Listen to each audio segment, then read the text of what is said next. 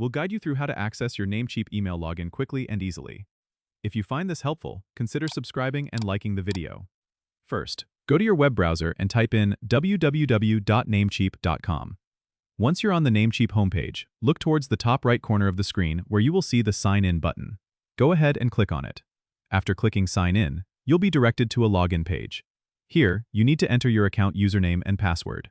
Make sure you enter them correctly to avoid any login issues. If you've forgotten your password, you can click on the Forgot Password link and follow the instructions to reset it. Once you've successfully logged in, navigate to the dashboard. On the left-hand side, you'll find a menu. Look for the Email section and click on it. This is where all your email settings and accounts are managed. You should see a list of your domain-associated email addresses. Click on the email address you want to access. A new page will load showing options for managing your email account. To access your email inbox directly, click on the Webmail button. This will take you to the Webmail login page. Enter your email address and password here. If everything is entered correctly, clicking Login will take you to your email inbox where you can read, send, and manage your emails. It's as straightforward as that. Remember to always log out after using your email for security reasons, especially if you're on a public or shared computer.